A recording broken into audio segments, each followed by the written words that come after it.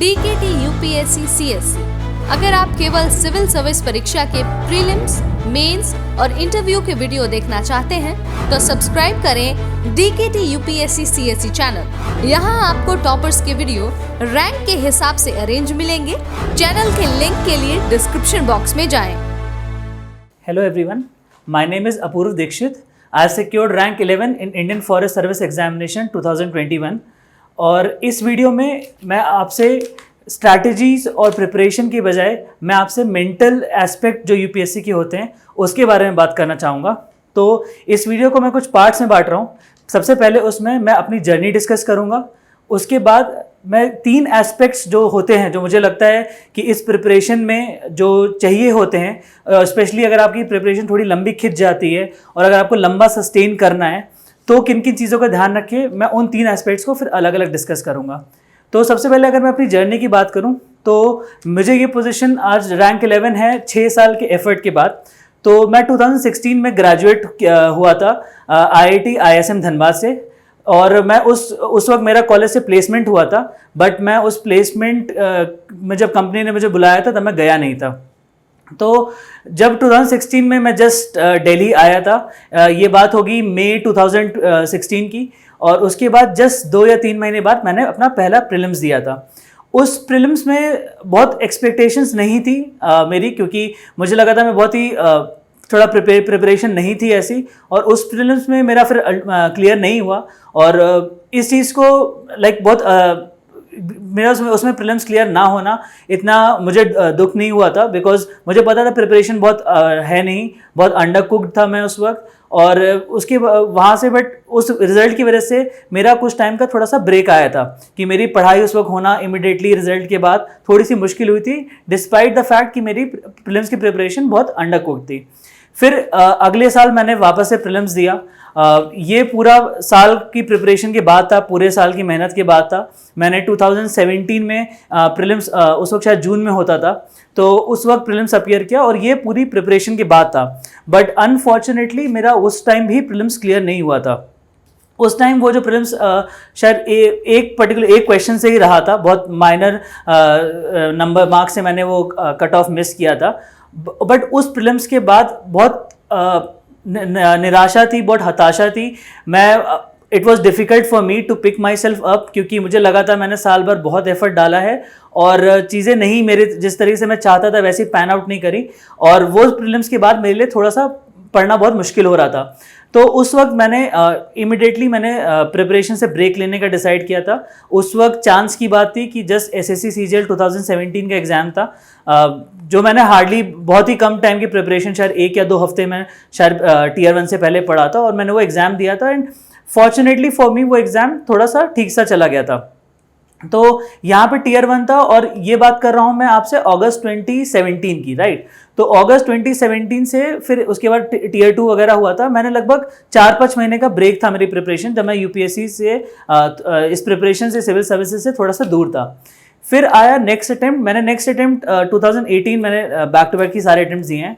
2018 के अटेम्प्ट के लिए मैंने जनवरी से पढ़ना चालू किया था। इस अटेम्प्ट में मेरे को प्रीलिम्स को लेके बहुत डर था, तो मैंने प्रीलिम्स की तैयारी थोड़ी सी पहले से चालू करी थी। और मैंने जब इसमें प्रीलिम्स जब दिया और उसके बाद जब मार्क्स आए तो मैं बहुत बाउंड्री लाइन पे था, मतलब हो भी सकता था, नहीं भी हो सकता था, उस डिलेमा में फंसा हुआ था। तो उस वक्त जब तक रिजल्ट उस वक्त 40 डेज में आता था, तो उन 40 डेज तक मैं मोस्टली रिजल्ट का वेट कर रहा था। रिजल्ट की एंग्जाइटी थी कि होगा नहीं होगा, जो इतने आई थिंक माइंडलेस डिस्कशंस चलते हैं कि इसका आंसर ये होगा, उसका आंसर वो होगा, उन सब में मैं फंसा था। और आई थिंक 40 डेज तक मेरी पढ़ाई बहुत हुई भी नहीं थी। बट उन 40 डेज के बाद जब रिजल्ट आया तो मेरा हो गया था। मैं ये इसलिए बता रहा हूँ कि वो 40 डेज खराब हुए थे बिकॉज उन 40 डेज की वजह से मुझे, जब मैंने मेंस दिया था, मुझे ये लग रहा था कि ये मेंस होना बहुत मुश्किल होगा, बिकॉज आपने ऑलरेडी वो 40 डेज खराब कर दिए हैं। आपको मुश्किल से 100-110 डेज मिलते हैं, और उसमें से आप compete कर रहे होते उन लोगों से जो प्रोबेबली सेकेंड मेंस और थर्ड मेंस दे रहे होते हैं, या फिर इवन ज़्यादा। तो अगर आपने वो जो रिजल्ट वाला टाइम वेस्ट किया होता है तो बहुत मुश्किल हो जाता है। ये लेसन लेके मैं नेक्स्ट टाइम जब प्री अपीयर किया था 2019 में, मुझे ये बहुत इस चीज़ पे मेरा बहुत एम्फेसिस था कि मैं प्रीलिम्स को सिर्फ क्लियर ना करूं, मैं अच्छे से क्लियर करूं, बिकॉज ये मेरी मेंस में बहुत हेल्प करेगा। बिकॉज प्री अगर आपका अच्छे से क्लियर हो रहा होता है तो आप प्री के जस्ट 1 या 2 दिन में या 2-3 दिन का ब्रेक लिया, आप तुरंत पढ़ने बैठ जाते हो, जो आपकी मेंस की प्रिपरेशन को नेक्स्ट इम्प्रूव कर देता है। वैसे ही हुआ, मैंने उस टाइम प्रीलिम्स में मेरा बहुत अच्छा स्कोर था, आई थिंक 120 स्कोर किया था मैंने उस टाइम प्रीलिम्स में। और उस वक्त भी मेंस भी क्लियर हुआ और मैं इंटरव्यू स्टेज तक पहुंचा था। इंटरव्यू जब मैंने दिया, इंटरव्यू थोड़ा सा मेरे हिसाब से नहीं हुआ था, और जब फाइनल रिजल्ट आया था 4 अगस्त 2020 को, उस वक्त मेरा सिलेक्शन नहीं हुआ था। उस सिलेक्शन ना होना, ऑब्वियसली आपको सिलेक्शन किसी भी स्टेज पे ना होना हर्ट करता है, बट वो सिलेक्शन ना होना मुझे बहुत ज़्यादा हर्टफुल, कुछ हद तक मैं बोलूँगा कम हर्टफुल था, बिकॉज मुझे ऐसा लगा था कि मेरे पास स्कोप था काफ़ी इम्प्रूवमेंट का। तो वहाँ पे मैंने उसके बाद मैंने नेक्स्ट अटेम्प्ट की तैयारी शुरू करी। उसका जो नेक्स्ट अटेम्प्ट का प्रीलिम्स 4 अक्टूबर को था, मैंने प्रीलिम्स की तैयारी करी। अगेन प्रीलिम्स में काफ़ी अच्छे मार्क्स आ रहे थे, और फिर उस वक्त मेंस दिया था। वो जो पूरा मेंस था, वो प्रिपरेशन मेरी बहुत अच्छी प्रिपरेशन थी। मेरे साथ मेरा रूममेट, मेरा जूनियर था सृजन वर्मा, जिसकी लास्ट ईयर रैंक 39 भी आई थी। हम लोग साथ में प्रिपेयर कर रहे थे, और उस वक्त उस प्रिपरेशन में मुझे लगा था कि मेरी प्रिपरेशन में बहुत अच्छे लेवल पे ले जा चुका हूँ। बट अल्टीमेटली मुझे लगता है शायद एग्ज़ाम प्रेशर में, और शायद कुछ हद तक थोड़ा सा मेरा टेम्परामेंट अच्छा नहीं था, और मेरे शायद मेंस की परफॉर्मेंस में थोड़ा सा देखने को मिला कि मैं मेंस में अच्छा परफॉर्म नहीं कर पाया था, और उस टाइम मेरा मेंस में नहीं हुआ था। Now after 5 years, now this is I am talking about 2021, 5 साल देख लिए थे मैंने। मैं हर स्टेज पे फेल हो चुका था, प्री में भी हो चुका था, मेंस में भी हो चुका था, इंटरव्यू में भी हो चुका था, और अब वापस से मेंस में फेल हुआ था। आई थिंक सबसे डिफिकल्ट जो सेटबैक था वो यही वाला मेंस था, बिकॉज मैं इससे पहले हर बार एक स्टेज इंप्रूव करता जा रहा था, और यहाँ पे मैं मेंस में होना बहुत ज़्यादा एक्सपेक्ट कर रहा था। जब मैं मेंस दे के आया था, मुझे ऐसा लगा था कि मैं काफ़ी अच्छा करके आया हूँ, बट मेरे मार्क्स उस हिसाब से नहीं थे, और वो सेटबैक बहुत ज़्यादा ख़राब थी मेरे लिए। शुरुआत के शायद 2-3 दिन तो मैं सिर्फ से रोता ही रहा हूँ, मुझे लगता नहीं कुछ और। रात में नींद नहीं आई, आप रो रहे हो, कुछ नहीं कर रहे हो, फिर आपको समझ में नहीं आ रहा आगे क्या करोगे। उसके बाद मैंने अगला प्रीलिम्स के लिए फिर था कि उसके बाद मैंने क्या किया था कि मैं चाहता था कि मैं मेंस वापस से तब लिखूं जब मेरे पास हाथ में कुछ हो, जब मेरे पास कुछ ऐसी जॉब हो, ताकि मुझे ये डर ना हो कि अगर ये मेंस में मैंने नहीं किया तो क्या होगा। फिर मैंने उस साल सिर्फ इंडियन फॉरेस्ट सर्विस का एग्ज़ाम का फॉर्म भरा था। मैंने सिविल सर्विसेज के फॉर्म में टिक नहीं मारा था, और उसमें फॉरेस्ट के एग्ज़ाम देने का बहुत बड़ा रीज़न था कि मेरा प्रीलिम्स में स्कोर कंसिस्टेंटली काफ़ी अच्छा था, और मुझे लगा था कि अगर मैं इसका प्रीलिम्स क्लियर कर सकता हूँ तो उसके मेंस क्लियर करने की प्रोबेबिलिटी थोड़ी सी बढ़ जाती है, बिकॉज थोड़ा सा ऑब्जेक्टिव नेचर का एग्जाम हो जाता है। जो पेपर में जो थोड़ी ऑब्जेक्टिविटी होती है, मतलब अगर किसी चीज़ का जो आंसर होता है वो बहुत वेरी नहीं करता है स्टूडेंट टू स्टूडेंट। फिर मैंने उसके बाद मेंस लिखा, और बहुत अच्छा मेंस हुआ था वो मेरा। और फाइनली उसके बाद मेरी अभी कुछ इस वाले जो अभी रिजल्ट आया था रिसेंट, उसमें मेरी 11th रैंक हुई। तो मेरा मोस्टली इस जर्नी में टोटल 5 साल के फेलियर्स रहे हैं। इससे पहले 2 बार प्रीलिम्स में, 2 बार मेंस में, और 1 बार इंटरव्यू में। और ये जो पूरी जर्नी थी, ये 6 साल की स्ट्रेच हो गई थी इसकी वजह से, जो कि बहुत बड़ा पीरियड होता है। उस बड़े पीरियड में सस्टेन करने के लिए बहुत मेंटली आपको बहुत स्ट्रांग होना पड़ता है। मेंटली बहुत सारे चैलेंजेस आते हैं, और मैं उन्हीं चैलेंजेस को, और क्योंकि मैंने इतने टाइम से देखा है, मैं दिल्ली में रहा हूँ, मैंने बहुत सारे स्टूडेंट्स को प्रिपेयर करते हुए देखा है, मैं इस वीडियो में उन्हीं चैलेंजेस के बारे में बात करना चाहता हूँ। मैं मेनली 3 एस्पेक्ट्स में बात करना चाहता हूँ। सबसे पहला डिसिप्लिन वाले एस्पेक्ट में, कि डिसिप्लिन क्यों नहीं आता है और कैसे लाया जा सकता है। दूसरा कॉन्फिडेंस वाले में, बहुत सारे फेलियर्स आपके प्रीलिम्स में, मेंस में, इंटरव्यू में आपको बहुत ज़्यादा अंडर कॉन्फिडेंट कर देते हैं, उससे कैसे डील किया जाए। बिकॉज मेरी प्रिपरेशन में आई थिंक एक पार्ट अच्छा था कि I think at no point I lost my confidence, तो वो इस पार्ट को। और थर्डली, और जो शायद सबसे इंपॉर्टेंट पार्ट है इस वीडियो का मेरे हिसाब से, वो जो मेंटल हेल्थ का एस्पेक्ट होता है, कि मेंटल हेल्थ को ढंग से ध्यान रखना कितना ज़रूरी है इस एग्ज़ाम के लिए, और मैं इस पर डिस्कस करूँगा। तो सबसे पहले इसमें बात करूँगा डिसिप्लिन की। अब होता क्या है कि ये प्रिपरेशन ऐसी नहीं है कि शायद आप बोर्ड का एग्जाम टाइप नहीं है कि आपने 2 महीने पढ़ा हो, तीसरे महीने एग्जाम दे दिया। ये प्रिपरेशन सालों चल जाती है, मतलब एटलीस्ट 1 to 1.5 ईयर का तो एटलीस्ट सस्टेन्ड एफर्ट चाहिए ही चाहिए, एंड समटाइम्स ये स्ट्रेच भी हो जाता है, जैसा कि मेरे केस में हुआ था। तो वो डिसिप्लिन जब नहीं होता है उससे बहुत दिक्कतें होती हैं। ये एग्ज़ाम पूरा कंसिस्टेंसी का एक पेपर है। अगर आप कंसिस्टेंट नहीं रहते हो तो इस एग्ज़ाम में होने की चांसेस बहुत कम हो जाते हैं। आप भले ही रोज 4 घंटा पढ़ रहे हो, बट अगर आप रोज पढ़ रहे हो उसके रिजल्ट देने के ज़्यादा चांसेस होते हैं एज़ कम्पेयर टू कि आप 2 दिन 12 घंटा पढ़ रहे हो फिर 3 दिन कुछ नहीं पढ़ रहे हो। तो कंसिस्टेंसी, अगर वो डिसिप्लिन नहीं होता, वो कंसिस्टेंसी हिट करती है और वो आपकी प्रिपरेशन और एग्जाम में होने वाले के चांसेस को इफेक्ट करता है। दूसरा फिर क्या होता है कि डिसिप्लिन नहीं होता है, हम लोग शायद हमको लगता है कि हम पढ़ाई कर रहे हैं, बट हम अक्सर पढ़ाई के बगल में फ़ोन रख देते हैं, स्क्रॉल करते रहते हैं, यूट्यूब, फेसबुक, इंस्टाग्राम लगातार हम चला रहे होते हैं। और वो जो लैक ऑफ डिसिप्लिन होता है ये आपको शायद तुरंत आपको पता ना चले कि आपकी प्रिपरेशन को कितना हैम्पर कर रहा है, बट इन लॉन्ग रन में वो बहुत ज़्यादा इम्पीड करता है आपकी प्रिपरेशन को। अब जनरली ऐसा क्यों होता है? अक्सर ये मोस्टली इसलिए होता है कि हमारे पास मोटिवेशन नहीं होती। जैसे अभी हम बात कर रहे हैं, वी आर टॉकिंग इन जुलाई 2022। बहुत सारे लोग होंगे जो इस बार का मेंस नहीं दे रहे हैं और अगले साल की तैयारी कर रहे हैं। इस वक्त मोटिवेशन होना बहुत लाजमी है, क्योंकि जब हमारे पास डेट्स होती हैं तब हमारी पढ़ाई अच्छी होती है, हम उस डेट्स के प्रेशर में पढ़ाई कर रहे होते हैं। कि अगर आपको बोल दिया जाए कि आज से 100 दिन में आपको एग्जाम देना है, यू हैव अ मोटिव और आप पढ़ाई कर ले जाओगे। बट अगर आप बात कर रहे हो कि आज से 1 साल बाद एग्जाम देना है, तो शायद आपको वो सस्टेन करना मुश्किल होता है कि अभी हम क्या करें, कि अभी अगर 4 घंटे पढ़ रहे हैं तो भी कोई दिक्कत नहीं, अभी हम 1 दिन नहीं भी पढ़े तो भी कोई दिक्कत नहीं। बट वो कंसिस्टेंसी और वो डिसिप्लिन होना बहुत ज़रूरी है।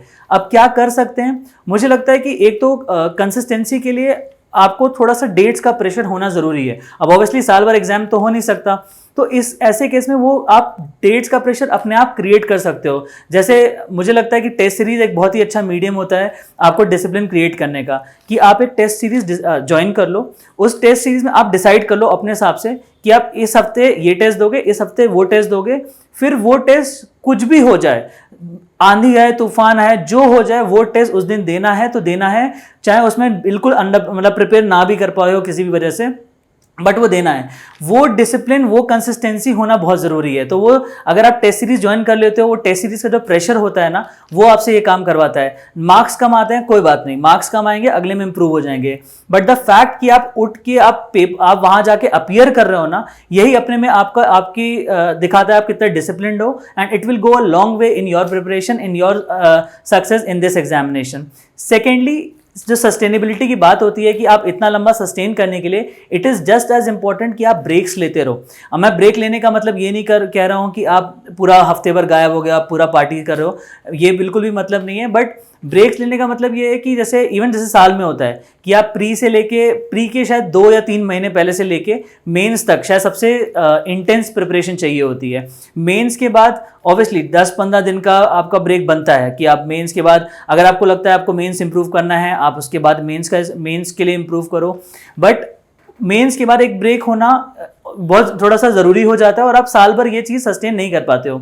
ऑल्सो इवन वीकली बेसिस पे अगर आप ले सको, it is not vital, but अगर आपको जैसे संडे शाम आपने ऑफ ले लिया, या इवन अगर दिन में होता है कि आप शाम को थोड़ा किसी बगल में पार्क का चक्कर लगाने चले गए, वो सस्टेनेबिलिटी के लिए वो ब्रेक्स लेना बहुत ज़रूरी हो जाता है। Don't run yourself to the ground. याद रखो, ये मैराथन है, ये स्प्रिंट नहीं है।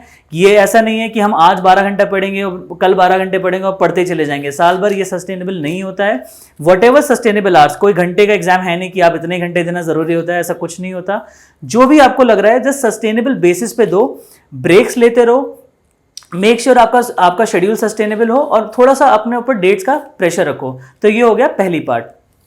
अब नेक्स्ट इंपॉर्टेंट एस्पेक्ट आता है कॉन्फिडेंस का।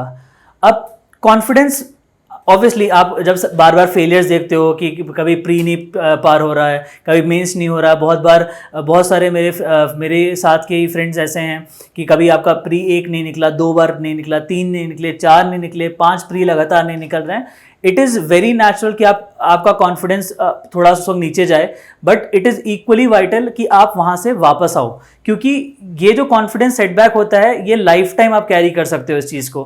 कि कोई भी जो भी आपका एग्जाम होता है, ये आपकी कभी भी एबिलिटीज़ का का रिफ्लेक्शन नहीं हो सकता है, राइट। तो वो जो कॉन्फिडेंस होता है उसको नहीं खोना बहुत ज़रूरी है, क्योंकि अगर आप अंडर कॉन्फिडेंट जाते हो वो हर जगह आपको इम्पैक्ट करता है। फॉर एग्जाम्पल, आप कई लोग बोलते हैं कि मेरी हिस्ट्री वीक है।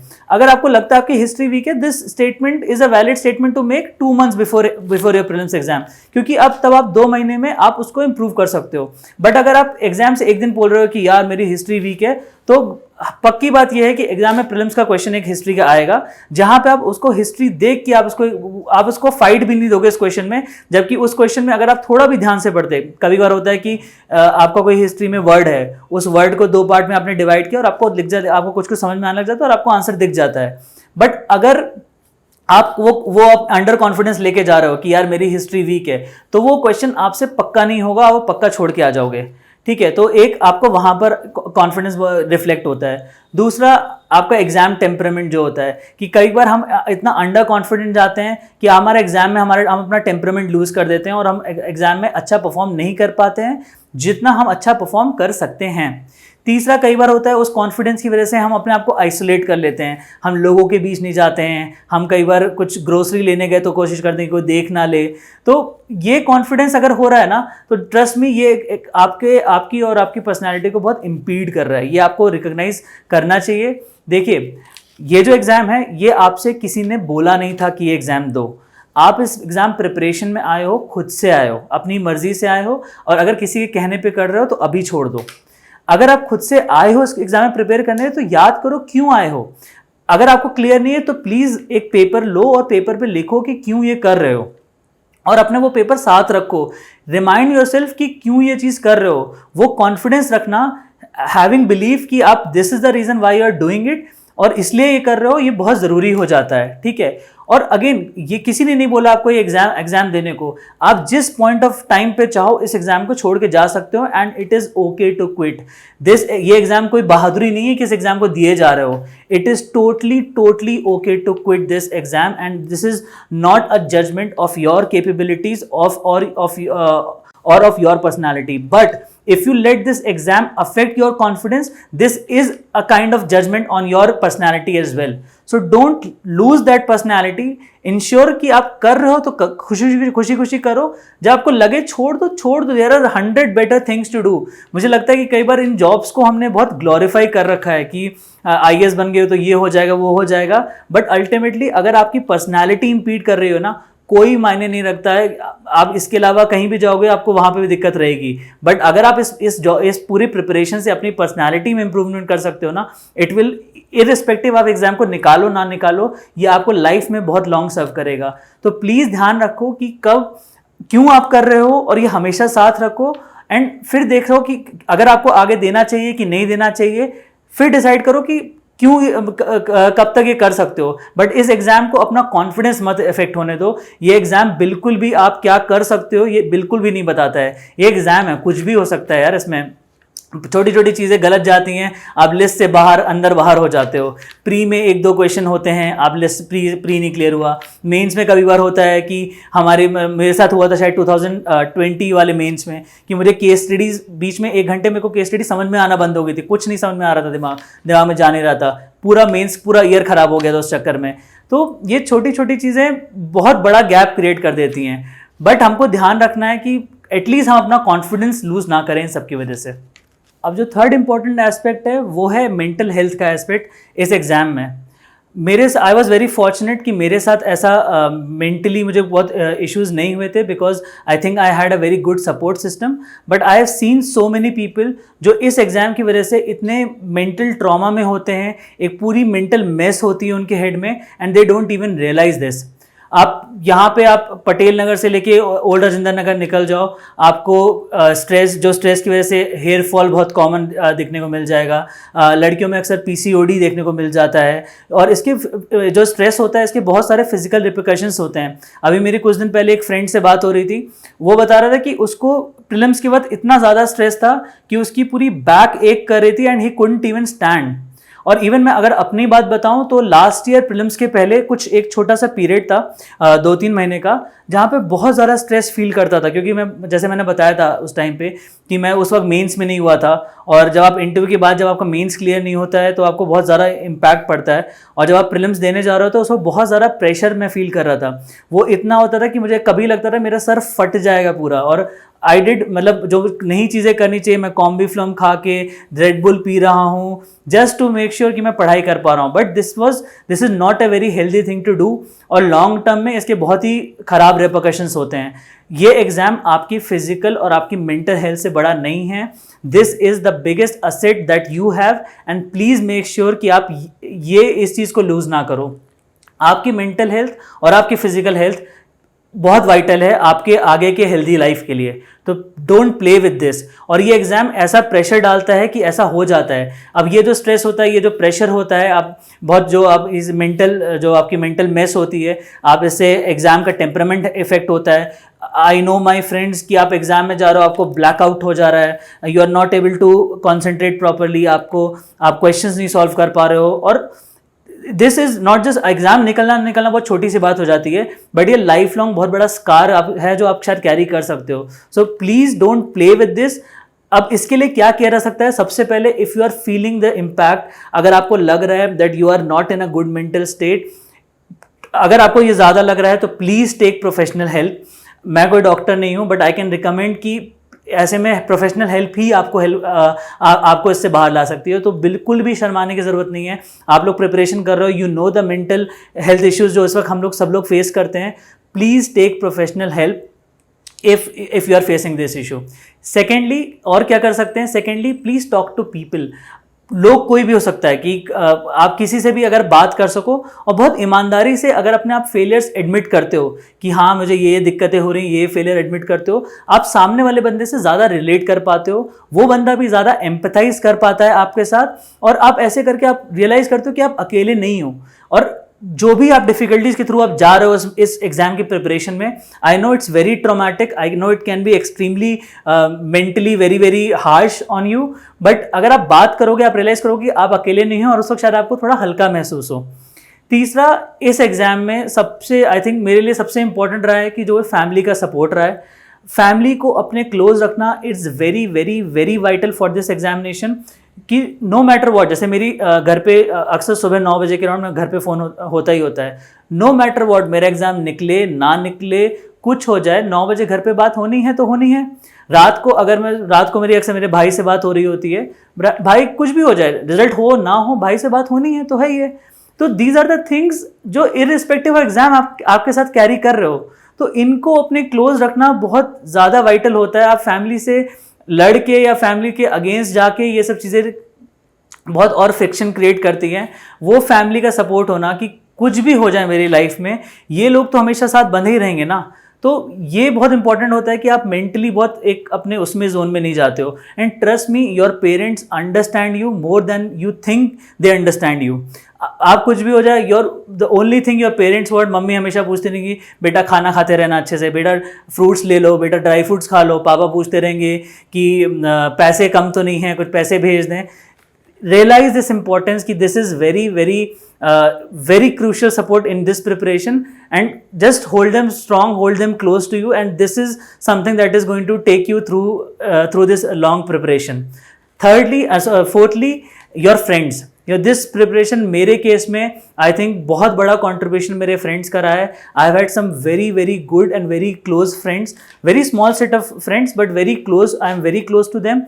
हर 3-4 दिन में उनसे बात होना, वीकली बात होना, इट हेल्प्स कि एक आपका ब्रेक हो जाता है कि आप अपने जो यूपीएससी का जो पूरा अपना वो एक शेल होता है उससे बाहर निकल जाते हो। दूसरा, प्रॉब्ली कई बार अगर वो फ्रेंड्स प्रिपरेशन में हैं या कुछ और फील्ड्स कर रहे हैं, कई बार आप जॉब वाले लोगों से बात करते हो, आपको लगता है कि यार इनकी ज़िंदगी में भी उतनी दिक्कतें हैं। It helps you feel better. I mean आपको लगता है कि यार सबको ही सेम ही प्रॉब्लम में तो हैं, और अल्टीमेटली यार ये एग्ज़ाम निकल भी गया ना, कुछ अगर आपको प्रॉब्लम्स पहले थी तो कुछ नहीं होगा, एक सेट ऑफ प्रॉब्लम्स से आप नई सेट ऑफ प्रॉब्लम्स में चले जाओगे और कुछ नहीं होगा। ये एग्जाम आपकी लाइफ का एक पार्ट है, आपकी लाइफ नहीं है। Don't make this exam your entire life, ठीक है।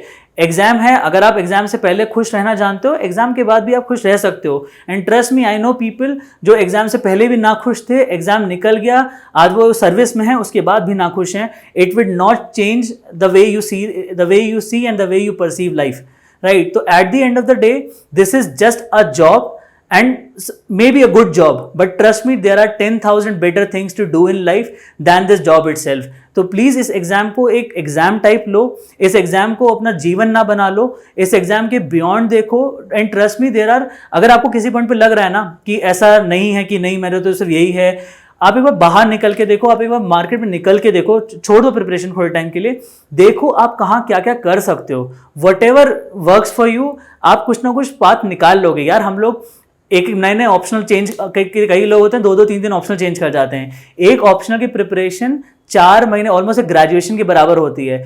अगर आप किसी भी ऑप्शनल को स्क्रैच से कर सकते हो, पूरा कर सकते हो, पूरी ग्रेजुएशन 3-3 4-4 महीने में कर सकते हो, trust me, you are capable of doing wonderful things in life.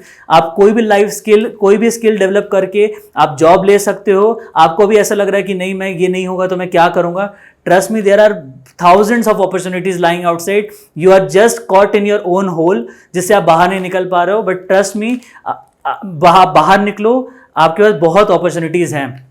And lastly and most importantly मैं एक बात बोलूंगा कि इस एग्जाम, ये एग्जाम में देना कोई बहुत बहादुरी नहीं है। मैं निकल गया, मैं बहुत लकी फील कर रहा हूँ कि मैं लाइन के राइट साइड पे था। इस एग्जाम को क्लियर करने के मेरे को लगता है कि स्टार्स आपके अलाइंड होने चाहिए। आई फील लकी कि मैं लाइन के इस पार से ये बात बोल पा रहा हूँ। बट बहुत सारे, अगर मैंने मेहनत करी है, आई नो फॉर फैक्ट कि there are 10,000 people just like me who have work just as hard as I do. तो जैसे अभी जब क्लियर हो गया है तो बहुत सारे लोग मुझे बोल रहे हैं कि यू डिजर्व इट। मुझे नहीं पता मैं डिजर्व करता हूँ कि नहीं, and I am not in a position और I am not someone who can जज माई सेल्फ कि मैं डिजर्व करता हूँ कि नहीं।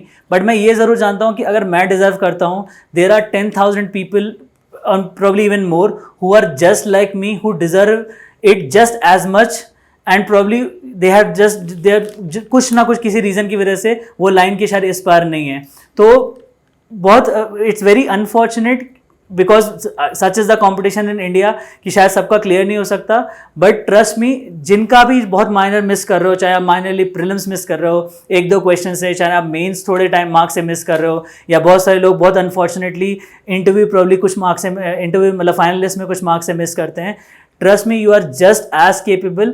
You are meant to do wonderful things, and it might be, मतलब मेरे लिए थोड़ा सा गलत होगा ये बोलना कि नहीं जो हो रहा है अच्छे के लिए हो रहा है, but trust me, जो हो रहा है वो अच्छे के लिए होता है। And there are so many things that you can do in your life, and trust me, you are meant for wonderful things. So this is all from my side. Mentally अपने आप को इस पूरी प्रिपरेशन में बहुत strong रखना। जब तक हो रही हो, खुशी खुशी हो, तब तक देना। जिस दिन ना हो, छोड़ देना। बहुत सारी चीज़ें बहुत अच्छी कर सकते हो।